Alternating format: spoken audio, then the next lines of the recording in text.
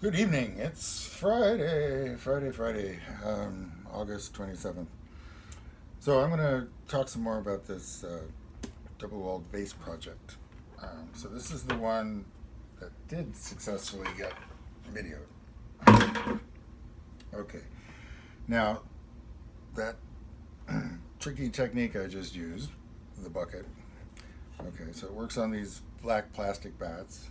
The black color is not important. I'm just, if you're, I think it's called plastibat, but I'm not here to sell product. I'm just explaining. It's just the size of the 5 gallon bucket.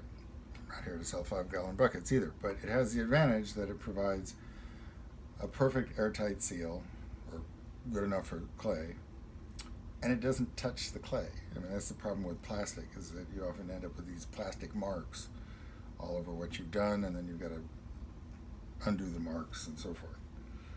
Okay, so the advantage of that system is that nothing changes. The disadvantage is that nothing changes.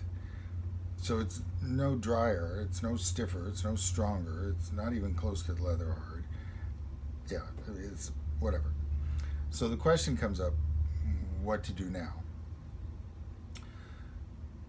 Part of what I need to do is imagine how it's going to be. Okay, so what am I hoping for where this part, that part will be the top 2/3 of something that tall or something like that. Okay, so often it can be ideal to have the mouth be the same size as the foot. If the foot is narrower, then the whole thing, sort of floats like a balloon, but it also tips over like a disaster.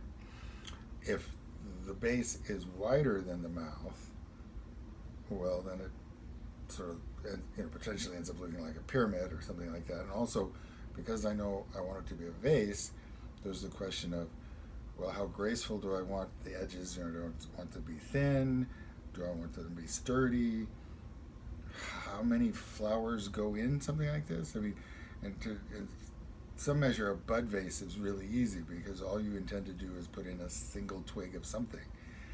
And you say, in fact, if you're making vases, I would start with bud vases and then work up. Um, I am in no way a professional flower arranger, and I'm not sure what proportions do I need for height and width and so forth and so on. I mean, these things could be crazy. What I do know, though, is that right now, with this rim and these proportions, I could, later when it's dry enough, just turn it over to trim it because that rim is strong enough to bear the weight and to deal with the stress. The other one that I have around here, you might remember, was narrower and the rim was already thinner. So that one's going to need a trim chuck. If I try to turn it over and do everything I'm going to do to it, that rim won't bear the weight. So what I'm probably going to do tonight is let these dry overnight. But I also want to take a bit of clay and throw a couple of trim chucks. Okay, so a trim chuck is basically just a tube. If you don't have one in your studio, it's a bit like doing something like this, only having this be as open as that. Okay, I suppose you don't need to. I mean, this could serve as a trim chuck. So what would happen is I would invert the bottle in like that, so it's upside down. And then I'm centering this and centering this. And then, of course, one of the challenges is the base here needs to go back to being parallel with the wheel head. And so there can be a certain process of tweaking it this way in addition to this way. It's part of why I don't usually use a trim chuck and why I don't own them. Is it's a nuisance, but it's just a set of skills, and you have the trim chuck and you develop the skills.